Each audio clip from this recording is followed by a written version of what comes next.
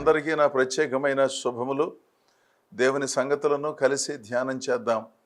ఈ భక్తి జీవితాలను కొనసాగించేటప్పుడు కొన్నిసార్లు కొంతమంది వలన చాలా అసౌకర్యం కలుగుతుంది. ఎందుకంటే భక్తి సూత్రాలను సరిగా అర్థం చేసుకోకుండా అదేమంటే దేవుని ప్రత్యక్షతలని చెప్పి క్రమముగా భక్తి చేసే వాళ్ళను సహితము గలిబిలి చేసేవాళ్ళు ఈ రోజుల్లో చాలా కనపడుతున్నారు. ఆ సంగతి మీలో చాలామందికి తెలుసు. రకరకాలైన బోధలు, రకరకాలైన ప్రార్థనా పద్ధతులు, కార్యక్రమాలు ఎవరి స్వేచ్ఛను వారు విశృంఖలంగా వినియోగించుకొని ఆధ్యాత్మిక పరిధిని దాటి అనవసరమైన ఆకర్షణలను ప్రజలకు కలిగిస్తూ ఏదో ఒక విధముగా కొంతమందిని తమ దగ్గరకు చేర్చుకోవాలనే భావనతో విచిత్రమైన కార్యక్రమాలు జరిగించటం నేను వేరుగా చెప్పనక్కర్లేదు. నేను చెప్పినందున అలాంటి కార్యక్రమాలను గూర్చిన పరిచయం మీకు జరుగుతుందని నేను భావించటం లేదు. ఎందుకంటే సామాజిక మాధ్యమాల ద్వారా వాటన్నిటినీ వారంతట వారే బహిర్గతం చేసుకుంటూ 1-4 సార్లు ఆయా సామాజిక మాధ్యమాల ద్వారా అందరికీ పంపిస్తూ మీరు కూడా అందరికీ పంపించండి అని అభ్యర్థనలు చేసే ధోరణి అధికమైపోయింది కదా. అలాంటప్పుడు నేను చెబితే మీకు తెలియటం కాదు, నాకంటే ముందుగా నేను చెప్పే సంగతుల కంటే ఎక్కువైన సంగతులు, మంచి సంగతులు, మంచికి విరుద్ధమైన విచిత్రమైన పోకడలతో కూడిన కార్యక్రమాలను గురించి వివరాలు మీకు బాగా తెలుసు కదా. అంటే మీకు తెలిసిన వాటినే నేను జ్ఞాపకం చేస్తున్నాను. భక్తి సూత్రాలతో కాకుండా సొంత భక్తి సూత్రాలతో జరిగించి యోగ్యులు, సమర్థులు, పద్ధతిగా భక్తి చేసే వారికి అనవసరమైన అడ్డంకులను కల్పించే వాళ్ళు కొంతమంది ఉన్నారు. వాళ్ళ విషయంలో మనం జాగ్రత్తగా ఉండవలసిన అవసరత ఎంతో ఉన్నది. అంటే విశ్వాస సంబంధమైన నిబద్ధతలో దేవుడు మిమ్ములను నడిపించిన సంఘములో స్థిరముగా ఉండి ఎన్నో బోధలు మీరు విన్నప్పటికీ వాటిని విచక్షణతో అర్థం చేసుకుని అర్థవంతమైన పద్ధతులను మనం అనుసరించాలి. కానీ ఎవరో ఏదో చెప్పారని ఆ మాటలను భుజాన వేసుకుని క్రొత్తక వింత పాతక రోత వలె భావించి ఎవరు ఏ మాట చెబితే ఆ మాటను విశ్వసించటమునో వాళ్ళ వెంటబడి వెళ్ళే ధోరణి సరి అయినది కాదు కదా. మంచి మాటలు చెప్పినప్పుడు నేనైనా వినాలి, మీరైనా వినాలి. కొన్నిసార్లు దేవుడు మనతో మాట్లాడినప్పుడు, గద్దించినప్పుడు, బుద్ధి చెప్పినప్పుడు మనకు తెలియకుండానే కొన్ని భక్తి తత్సంబంధమైన కార్యక్రమాలలో పొరపాటులు జరుగుతూ ఉన్నప్పుడు బేషరతుగా సవరణ చేసుకోవలసిందే, సమర్థించుకోవడానికి అవకాశం లేదు. అలాంటి వాటిని మినహాయించి మనం మాట్లాడుకుంటేనండి దేవునిగా సేవించే సమయంలో ఎన్నో ప్రతికూలతలు ఎదురవుతూ ఉంటాయి. వాటిని ఏ విధంగా ఎదుర్కోవాలోననే సంగతిని భక్తుడైన పౌలు గలతీ సంఘమునకు ఉత్తరం రాస్తూ చెప్పాడు. గలతీ పత్రిక 5వ అధ్యాయము 7వ వచనములో ఈ విధముగా ఉన్నది. మీరు బాగుగా పరిగెత్తుచుంటిరి, సత్యమునకు విధేయులు కాకుండా మిమ్మును ఎవడు అడ్డగించెను? బాగుగా పరిగెత్తుచుంటిరి అంటే నిజంగా రహదారిలో పరిగెత్తుకుంటూ వెళ్ళటం కాదు. భౌతికమైన పరుగు గురించి మాట్లాడటం లేదు, కానీ విశ్వాసపు పరుగును గురించి, విశ్వాస జీవితంలో స్థిరత్వమును గురించి వేగముగా కొన్ని సంగతులను తెలుసుకుని దేవుని సేవించే ఆ స్థితిని మీరు బాగుగా పరిగెత్తుచుంటిరి. అయితే మిమ్మలను ఎవడు అడ్డగించెనో? ఆ పరుగు ఎందుకు ఆగిపోయింది? ఎందుకు అటు ఇటు పరిగెత్తుతున్నారు? ఎందుకు అటు ఇటు చల్లా చెదురైపోయిన వెర్రి ధోరణులతో కొనసాగుతున్నారు అని గలతీ సంఘములో ఉన్న విశ్వాసులను ఉద్దేశించి భక్తుడైన పౌలు మాట్లాడుతున్నాడు. ధర్మశాస్త్రము ద్వారా మనము నీతిమంతులుగా తీర్చబడలేదు, యేసుక్రీస్తు కృప ద్వారానే మనము నీతిమంతులుగా తీర్చబడ్డాము. పాత నిబంధనలో సున్నతి ప్రకారము వారు ప్రత్యేకింపబడిన ప్రజలుగా ఉన్నారు. యేసుక్రీస్తు వచ్చి ధర్మశాస్త్రమును శిలువ మరణ పునరుద్ధానముల ద్వారా నెరవేర్చినందున బల్యర్పణ, బాహ్యశుద్ధి తత్సంబంధమైన కొన్ని సంగతులు నెరవేర్చబడి వాటిని అనుసరించనక్కరలేదనే ఒక నియమములో ప్రవేశించాము. యేసుక్రీస్తు కృపలోనే మనము విమోచించబడి ప్రభువులో కొనసాగుతున్నాము. ఆ సంగతులను నేను మీకు వివరముగా బోధించాను. అప్పుడు మీరందరూ విశ్వసించారు, చక్కగా విశ్వాసపు పరుగులో ఎంతో చురుకుగా ఉన్నారు. ఇప్పుడు మిమ్మల్ని ఎవరో అడ్డగించినట్లుగా ఉన్నారు. ఏం జరిగింది? సహజంగా ఏం జరుగుతుందంటేనండి, గలతీయులకైనా మనకైనా మరెవరికైనా కాస్త అనుభవము వచ్చిన తర్వాత దేవునిలో ఒదిగి ఉండటం కంటే విపరీతమైన ధోరణులతో చెలరేగిపోయే తత్వం చాలామందిలో ఉండటం మనందరం చూస్తున్నాం. వయస్సు పెరిగే కొద్దీ, అనుభవము పెరిగే కొద్దీ, జ్ఞానము పెరిగే కొద్దీ ఒదిగి ఉండటం వారికి అలంకరణగా ఉంటుంది. ఈ సంగతి చాలామందికి తెలుసు. చాలామందికి తెలిసినా వాటిని పెద్దగా పట్టించుకోరు. అనుభవము పెరిగే కొద్దీ సంఘములో సహకారం చేయాలి, అనేక మందికి దేవుని సువార్తను చెప్పి నడిపించాలి, కుటుంబములో ఆదర్శంగా ఉండాలి, బయట ఆదర్శంగా ఉండాలి, సహనముతో, మంచితనముతో, సాత్వికముతో, దేవుడు అనుగ్రహించిన ప్రేమతో జీవితాలను జీవించాలి. అది కదా అనుభవం అంటే. ఒక చిన్నవాడు పెరిగి పెద్దయ్యేటప్పుడు చిన్నప్పుడు తల్లిదండ్రులు అన్నీ చేశారు. ఒక వయస్సులో పెరుగుతూ ఉన్నప్పుడు వాటన్నిటినీ చేయవలసిన అవసరం లేదుగా. ఒకవేళ ఎవరైనా చేసే ప్రయత్నం చేస్తే పిల్లలు ఒప్పుకోరు కదా. వాళ్లకు కాస్త మానసికంగా బలహీనంగా ఉండి వయస్సు పెరుగుతోంది కానీ బుద్ధి పెరగని మానసిక అనారోగ్యముతో ఉన్న వారికి అన్నీ చెయ్యాలి. వాళ్ళను మినహాయించి మాట్లాడుకుంటే కాస్త వయస్సులో పెరిగిన పిల్లలు వాళ్ళ పనులు వాళ్లే చేసుకుంటారు. అంతేగాని తల్లిదండ్రులు చెయ్యనక్కర్లేదు, చెయ్యకూడదు కూడాను. అలాగే దైవ సంబంధమైన సంగతులలో ఆరంభములో దైవ సేవకులు కొన్ని సంగతులను నేర్పిస్తారు. 1-2 సార్లు వారిళ్లను దర్శించి వారితో మాట్లాడతారు. వారు ఒక స్థాయికి వచ్చిన తర్వాత అంతకుముందు దర్శించినట్లుగా దర్శించవలసిన అవసరం లేదు. ఏదైనా ప్రత్యేకమైన అవసరత కానీ, అనారోగ్యం కానీ, అనుకోని సంభవాలు ఆ కుటుంబాలలో సంభవించినప్పుడు దైవదాసులు వెళ్ళి ఆదరించటం, ప్రార్థించటం అది మామూలుగా జరిగే సంగతే. కానీ గృహదర్శనం పేరుతో 10 సంవత్సరాల నాడు పాస్టర్ గారు ప్రతివారం మా ఇంటికి వచ్చేవారు. 10 సంవత్సరాలు అయిన తర్వాత, సంఘం పెరిగిన తర్వాత మా ఇంటికి రావట్లేదు, మేము కనపడటం లేదు. వచ్చిన కొత్తలో మేమే దైవ సేవకుని ఆదరించాము, మా ఇంట్లో గది ఇచ్చాము, మా ఇంటి పక్కన స్థలంలో షెడ్డు వేసుకుని ఆరాధనలు జరిగించమని మేము చెప్పాము. ఇప్పుడు బాగా పెరిగి పెద్ద అయిన తర్వాత మేము కనపడటం లేదని బలహీనంగా మాట్లాడే అనుభవజ్ఞులము అని చెప్పుకునే విశ్వాసులను కొంతమందిని మనం చూస్తున్నాంగా. అందరూ కాకపోయినాను. అది నిజమే, వాళ్ళు చెప్పిన మాట నిజమే. ఆరంభములో ప్రతివారం దర్శించిన మాట నిజం, వాళ్ళు ఎంతగానో సహకరించిన మాట నిజం. వారు విశ్వాసములో పెరిగి పెద్దయ్యారు, పరిపక్వతను సాధించారు, చక్కగా ప్రభువులో కొనసాగుతున్నారు. అలాంటప్పుడు వాళ్ళను ప్రతివారము దర్శించవలసిన పని ఏమిటండి? ఏదైనా అవసరం ఉందనుకోండి, తప్పనిసరిగా వెళతారు. ప్రార్థన వారికి ప్రత్యేకముగా అవసరము, అనారోగ్యంగా ఉన్నారు, కొన్ని ఇబ్బందులలో ఉన్నారు అన్నప్పుడు దైవ సేవకులు రాత్రైనా పగలైనా ఎప్పుడైనా వెళ్ళి పరామర్శిస్తారు. అది కాదు ప్రతివారం మా ఇంటికి రావాలి అంటే ఎందుకు ప్రతివారం వాళ్ళ ఇంటికి వెళ్ళాలి? క్రొత్త వారి దగ్గరకు వెళ్ళాల్సిన అవసరం లేదా? ఎంతసేపు సువార్త చెప్పిన వాళ్ళకే చెప్పుకుంటూ తిరగాల? దర్శించిన వాళ్ళనే మరలా దర్శించుకుంటూ తిరగాల?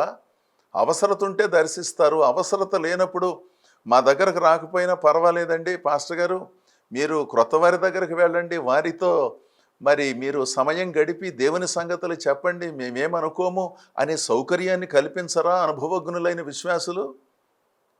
ఎంతసేపు వాళ్ళను ప్రసన్నం చేసుకోవటానికే స్థానిక సంఘాలలో ఉన్న దైవ సేవకులు ప్రాకులాడవలసి వస్తే క్రొత్త వారికి ఏ విధంగా సువార్త చెప్పటం సాధ్యమవుతుందండి? అందరూ కాదు, కొంతమంది నిస్సందేహంగా ఇలాంటి చిన్న మనస్సుతో ఉన్నారు. వాళ్ళకి చెప్పేవాళ్ళు ఎవరు లేరో, లేకపోతే చెప్పినా వాళ్ళకి అర్థం కాదో మనకు తెలియట్లేదు. కొన్నిసార్లు మీరు బాగుగా పరిగెత్తుచుంటిరి, మిమ్మలను ఎవడు అడ్డగించెను? మీ పరుగు ఎందుకు ఆగిపోయింది? విశ్వాస సంబంధమైన సంగతులలో ఎవరి మాటలు మీరు విన్నారు? రకరకాలైన మాటలు.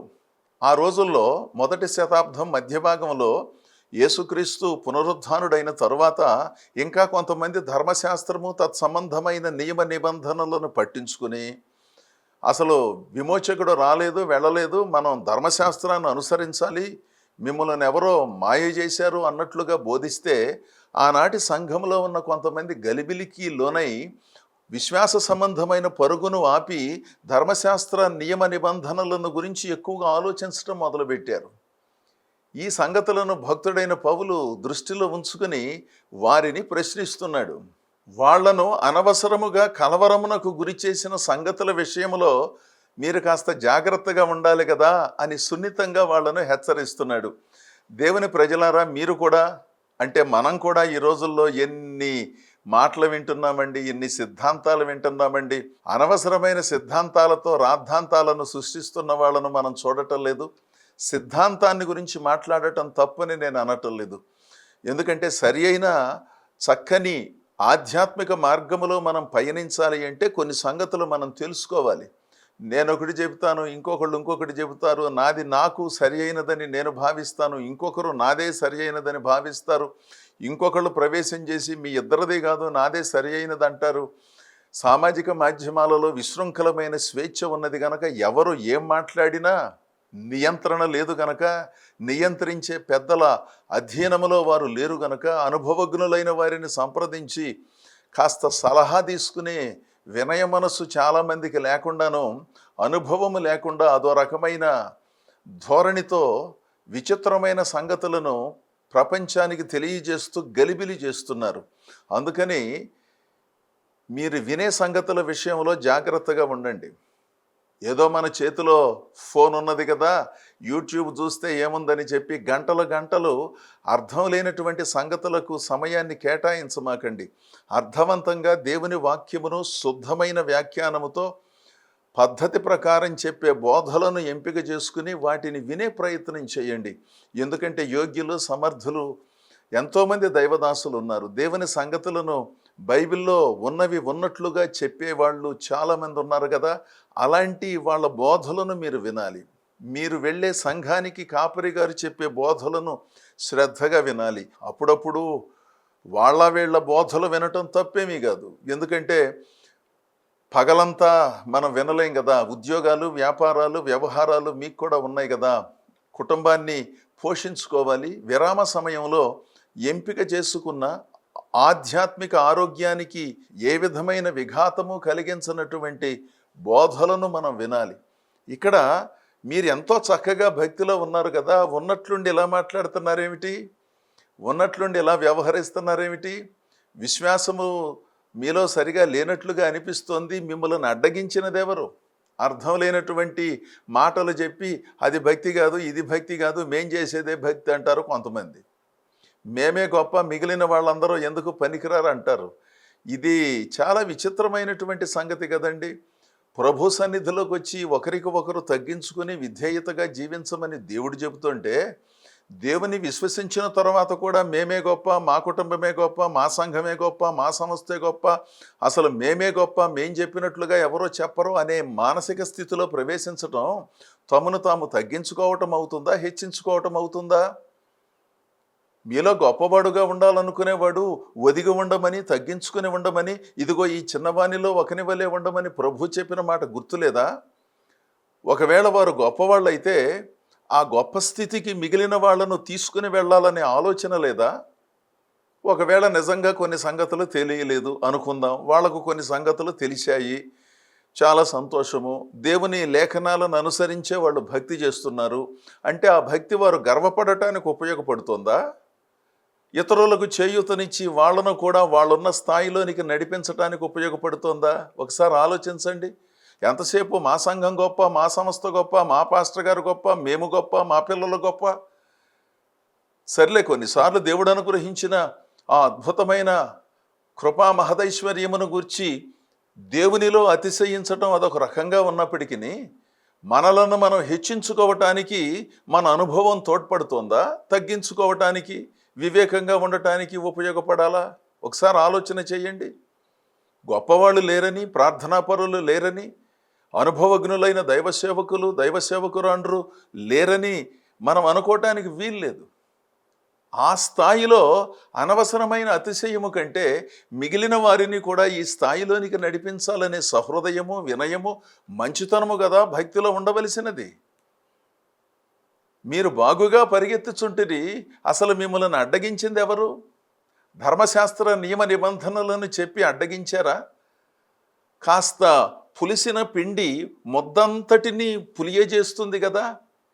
అంటే ఎవరిలోనైనా వచ్చిన ఒక విచిత్రమైన ఆలోచన, దేవునికి విరుద్ధమైన ఆలోచన ఎవరికైనా వస్తే దానిని దేవుడు నాతో చెప్పాడని ఊరంతా పంచుకుంటే మిగిలిన వారికి కూడా హాని చేస్తుంది కదా. దేవుడు చెప్పకుండా చెప్పాడు అంటారు కొంతమంది. సర్లేండి, మనుషులు కదా, కొన్నిసార్లు బలహీనులము మనందరము. మనం కూడా భ్రమించే అవకాశం ఉన్నది. దేవుడు చెప్పకుండానే చెప్పాడు అనే భావనలోనికి వెళతారు నిజాయితీగా కొంతమంది. ఏదో కావాలని అలా చెప్పాలనే భావన కొంతమందిలో ఉన్నప్పటికీ కొంతమంది అలా ఉన్నారని నేను అనుకోవట్లేదు. వాళ్ళను కూడా మనం నిశితంగా పరిశీలన చేస్తే కాస్త పొరపాటు ఏదో జరిగి ఉంటుంది. ఆ పొరపాటును వారు ఏ విధంగా సరిచేసుకోవాలో తెలియక దానిని అలా వదిలేశారు. ఆ సంగతులను మనం కూడా అర్థం చేసుకోవాలి. కొంతమంది కనపడేటట్లుగా పొరపాట్లు చేస్తున్నారు, కొంతమంది కనపడకుండా పొరపాట్లు చేస్తున్నారు. రెండూ ఒకటే కదండి. కాకపోతే కొంతమంది అనవసరంగా ప్రజాకర్షణే ప్రధానమైన ధ్యేయంగా పెట్టుకుని వాళ్ళను ప్రజలందరూ గుర్తించాలని అనుకుని కొన్ని సంగతులు వారి స్వీయ ఆలోచన చొప్పున జరిగిస్తూ ప్రజలను గలిబిలి చేసేవాళ్ళు ఉన్నారు. అందుకే వాళ్ళు పుట్టినట్లుగా ఉంటారన్నమాట. వాళ్ళ జీవిత ధ్యేయం ఏంటంటే ప్రజలను గలిబిలి చేసి ప్రశాంతంగా ఉన్న ఆధ్యాత్మిక వాతావరణాన్ని గందరగోళ పరిస్థితులలోకి నడిపించటం. కొంతమంది చేసే ఉద్యోగం ఇదే. ఎందుకంటే వాళ్ళకు ప్రజలు కావాలి, వీళ్ళకు పెద్దగా అనుభవం లేదు, ఓ గురువు దగ్గర శిష్యరికం చెయ్యలేదు, దేవుని లేఖనాలను అధ్యయనం చేసే సమయం లేదు, హడావిడి ఆర్భాటము అధికంగా ఉన్నది. ఏదో ఒక విధంగా మనమంటూ ఓ ప్రత్యేకమైన పద్ధతిలో దేవుని సేవలు జరిగించాలి, భక్తి చెయ్యాలి, గుర్తింపు రావాలనే విచిత్రమైన కోరికతో స్పందిస్తున్నారు. దేవుని ప్రజలారా, ఆధ్యాత్మిక జ్ఞానం కలిగిన వారు ఎప్పుడూ కూడా ఒదిగి ఉంటారండి. అర్థం లేని ఆకర్షణలకు పరిగెత్తుకుంటూ వెళ్ళరండి. అలా వెళ్ళేవారు చిన్నపిల్లలు. చిన్నపిల్లలకు పెద్దగా అవగాహన ఉండదు కనుక అరణ్యములో కదిలే రెల్లును చూడటానికి వెళ్ళి వస్తూ ఉంటారు. వాళ్ళకంటూ ఓ స్థిరత్వం ఉండదు. పిల్లలు కదండి, ఎవరు చాక్లెట్ ఇస్తే అక్కడికి వెళ్తారు, ఎవరు రమ్మని పిలిస్తే అక్కడికి వెళ్తారు. వాళ్ళల్లో నిర్మలమైన మనస్సు ఉన్నది. కాస్త అవగాహన కలిగి వయసులో పెద్దలైనటువంటి వారు అలా తిరుగుతున్నారు అనుకోండి, వాళ్ళకు కూడా అర్థం లేదు. భౌతికంగా పెద్దవాళ్లే కానీ ఆధ్యాత్మికంగా పసిపిల్లలని భావించాలి. ఆ స్థితిలో నుంచి వాళ్ళు ఎదగటం లేదు. అందుకని ఎవరో ఏం చెప్పినా దానిని భుజాన వేసుకుని అనవసరమైన ఇబ్బందులను కొని తెచ్చుకుంటున్నారు. విశ్వాస సంబంధమైన పరుగును మీరెందుకు ఆపివేశారు? మిమ్మును ఎవరు అడ్డగించారు? దేవుని ప్రజలారా, ఒకప్పుడు మీరు ఎంత భక్తి చేసేవారు, సంఘం అంటే మీకు ఎంత ఇష్టంగా ఉండేది. ఇప్పుడు ఆర్థిక స్థితిగతులు మెరుగుపడ్డాయి, పిల్లలు పెరిగి పెద్దవాళ్ళు అయ్యారు, విదేశాలకు వెళ్ళారు. ఒకప్పుడున్న ఉత్సాహం ఇప్పుడు ఎందుకు లేదు? ఒకప్పుడున్న ఆరాటం ఇప్పుడు ఎందుకు లేదు? విశ్వాస సంబంధమైన పరుగును ఎవరో అడ్డగించారు. కొన్నిసార్లు ఎవరో అడ్డగించటం కాదు, వాళ్లకు వాళ్లే అవరోధాలుగా మారిపోతారు. ఆశీర్వాదాలే అవరోధాలుగా మారిపోతాయి. సిద్ధాంతపరమైన విభేదాలతో వారు విశ్వాసపు పరుగును ఆపటం కాదు, కానీ వాళ్ళ ఆశీర్వాదాలే వాళ్ళని ఆపేస్తున్నాయి. వాళ్ళ ఉద్యోగాలు, వ్యాపారాలు, వ్యవహారాలే వాళ్ళని ఆపేస్తున్నాయి. దేవుడు విస్తారంగా దీవించినందున వాటిని చూసుకోవటానికే సమయం సరిపోవటం లేదు, దేవుని సన్నిధికి రాలేకపోతున్నామని ఆవేదన పడుతూ ఉంటారు. మిమ్మల్ని ఎవరు అడ్డగించారు? ఒకసారి ఆలోచన చేయండి. ఎవరో అడ్డగించలేదు, మిమ్మల్ని మీరే అడ్డగించుకున్నారు. మీ భావాలే మిమ్మల్ని అడ్డగించాయి. వాటిని సవరణ చేసుకుని దేవుని సన్నిధిలో దేవుడు అనుగ్రహించిన ఆధ్యాత్మిక స్వాతంత్ర్యమును అద్భుతముగా వినియోగించుకుంటూ ప్రభువులో కొనసాగవలసిన బాధ్యత ఉన్నదండి. అంతేగాని దేవుడు ఇల్లు వాకిలి ఇచ్చిన తర్వాత, వస్తువులు వాహనాలు ఇచ్చిన తర్వాత, పిల్లలు విదేశాలకు వెళ్ళి అద్భుతంగా స్థిరపడి వాళ్ళు అక్కడ ఇళ్ళు కొనుక్కున్న తర్వాత మాకేంటండి అన్నట్లుగా మనం జీవిస్తే ఎలాగూ? విశ్వాస సంబంధమైన పరుగును ఆపటానికి వీల్లేదు. సంఘములో మనము సహకరించిన ఒకప్పటి పద్ధతులను నిలిపివేయటానికి అవకాశం లేదు. మరి ఎక్కువగా ఆర్థికంగాను భౌతికంగాను దైవదాసునికి అండదండలనిస్తూ మందిర నిర్మాణాలలో పాల్గొంటూ దేవుని సేవలు ఎక్కువగా జరిగించవలసిన అవసరత ఉంటే ఈ సమయంలో అచేతనంగా ఉండిపోతే ఎలాగండి? ఇలాంటి వాటిని మనము సవరణ చేసుకుంటూ ప్రభువులో ముందుకు సాగాలి. గలతీ పత్రిక 3వ అధ్యాయము 1వ వచనం. ఓ అవివేకులైన గలతీయులారా, మిమ్మును ఎవడో భ్రమ పెట్టెను? సిలువ వేయబడినట్లుగా యేసుక్రీస్తు మీ కన్నుల ఎదుట ప్రదర్శింపబడెను గదా. మీరు కొన్ని వచనాలు అలా చదువుకుంటూ వెళితే పౌలు తాను వ్యక్తం చేసిన అసహనాన్ని కొంతవరకు మనం చూడగలం. వివేకము కలిగిన వారుగా భక్తి మొదలుపెట్టారు కదా, ఇప్పుడు అవివేకులైపోయారేమిటి? ఒకప్పుడు ఎంత పద్ధతిగా ఉండేవారు, ఎంత ఒబ్బిడిగా ఉండేవారు, ఎంత మర్యాదగా ఉండేవారు, ఎంత సహనంతో ఉండేవారు, ఎంత దీర్ఘశాంతంతో జీవించేవారు. ఎందుకంటే యేసుక్రీస్తు శిలువ మరణ పునరుద్ధానములను గురించి నేను మీకు అర్థమయ్యేటట్లుగా చెప్పినప్పుడు అంతే అర్థవంతంగా స్పందించారు కదా. మీ కన్నుల ఎదుట యేసుక్రీస్తు శిలువ మరణ పునరుద్ధానములు ప్రదర్శింపబడ్డాయి కదా, మిమ్ములను ఎవడు భ్రమ పెట్టెను? అప్పుడు ఇప్పుడు ఎప్పుడు కూడా భ్రమ పెట్టేవారు, ఓ పద్ధతి లేకుండా, ఆధ్యాత్మిక సంస్కారం లేకుండా, ఏ విధమైనటువంటి గౌరవ మర్యాదలు పాటించకుండా, ఎవరేమనుకుంటే నాకేమిటని తెగబడి విచిత్రమైన ఆధ్యాత్మిక కార్యక్రమాలు జరిగించే వాళ్ళు ఉన్నారు. వాళ్లే భ్రమ పెట్టేవాళ్ళు. ఆ భ్రమ పెట్టే వాళ్ళ చుట్టూ తిరిగి అదో రకమైన భ్రాంతిలోకి వెళ్ళవలసిన అవసరం లేదు. భ్రమలో నుంచి బయటకు వచ్చి వాస్తవాలను మనం దృష్టిలో పెట్టుకోవాలి. యేసుక్రీస్తును గురించిన సువార్త నేను మీకు చెప్పాను కదా, అప్పుడు వివేకంగా ఉన్నారు కదా, ఇప్పుడు ఎందుకంత అవివేకం వచ్చింది? ఎవరు చెప్పాలండి ఈ సంగతులు? చెబితేనేమో ఇవి కూడా చెప్పాలా అంటారు, చెప్పకపోతేనేమో చెబితే నేర్చుకుంటాము కదండి అన్నట్లుగా మన మనసు స్పందిస్తూ ఉంటుందా? ఎవరండి మిమ్మల్ని భ్రమ పెట్టింది? ఒకప్పుడు వివేకులైన విశ్వాసులుగా ఉన్నారు, ఇప్పుడు అవివేకులైన గలతీయులుగా ఎందుకు మారిపోయారు? ఇంకా ఎంత స్పష్టంగా చెబితే మీకు అర్థమవుతుంది? పౌలు ఎంత అద్భుతంగా దేవుని సేవలు చేశాడో మీ అందరికీ తెలుసు కదా. ఆయన చెప్పినట్లుగా దేవుని వాక్యాన్ని ఎవరు చెప్పగలరు? అద్భుతమైన ప్రసంగి, భావపరిపక్వత కలిగినవాడు, ప్రపంచ జ్ఞానం కలిగినవాడు, భాషా పండితుడు, మేధావి, బహుముఖ ప్రజ్ఞాశాలి కదా ఆయన.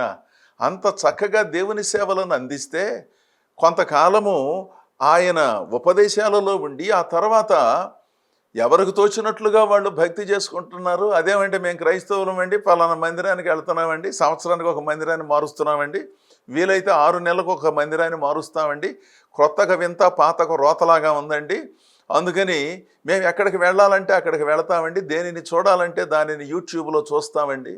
మంచిదే. అంత విశృంఖలమైన ఆధ్యాత్మిక స్వేచ్ఛలో ప్రవేశించేవాడు ఏనాడు స్థిరపడి ఫలించడానికి అవకాశం లేదనే సంగతిని గుర్తించండి. ఓ మొక్కను ఓ చోట నాటితే అది చక్కగా స్థిరపడి పెరుగుతుంది. కాదు వేరే చోట దీనిని నాటితే బాగుండేదనే ఉద్దేశంతో ఓ చోట నాటబడిన మొక్కను తీసి మరో చోట నాటితే అది తిరిగి బ్రతకటానికి చాలా సమయం పడుతుంది. ఇక్కడ కూడా కాదు, మనం మరో చోట ఈ మొక్కను తీసి నాటదాము అని ప్రయత్నం చేస్తే ఆ మొక్క బతుకుతుందో చస్తుందో తెలియదు. ఇక ఫలించటం గురించి తర్వాత. ఓ స్థిరమైనటువంటి విశ్వాసము, స్థిరమైన సంఘము అవసరమండి. ఓ స్థిరమైన బోధ అవసరమండి. అలా కాకుండా రకరకాలైన బోధలు విని చాలా బాధలు కొని తెచ్చుకుని అందులో నుంచి విడిపించడానికి విమోచకులు కావాలన్నట్లుగా విచిత్రమైన భక్తిని జరిగించడానికి వీల్లేదు.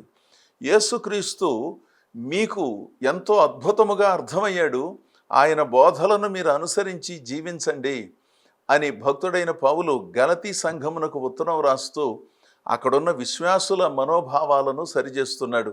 అంటే మనందరం కూడా ఈ కాలంలో ఉన్నాము, రకరకాల బోధలు వింటున్నాము, విందాము, విచక్షణతో బైబిలును అంటిపెట్టుకుని బైబిల్లో ఉన్న ఆధ్యాత్మిక సూత్రాలని ప్రామాణికంగా ఎంచుకుంటూ దేవుడు మిమ్ములను నడిపించిన సంఘములో క్రమంగా కొనసాగండి. అనవసరమైన భ్రమలలోకి నెట్టివేయబడమాకండి. ఓ స్థిరమైన విశ్వాసపు జీవితాన్ని కలిగి విధేయులమై, దేవుని వాక్యానికి విధేయులమై దేవునిలో మనం కొనసాగినప్పుడు అద్భుతాలను చూస్తాము. మనము, మన కుటుంబాలు, మన సంఘాలు దేవునిలో వర్ధిల్లుతాయి. దేవుడు మిమ్ములను మీ కుటుంబాలను బహుగా దీవించునుగాక. ఆమేన్.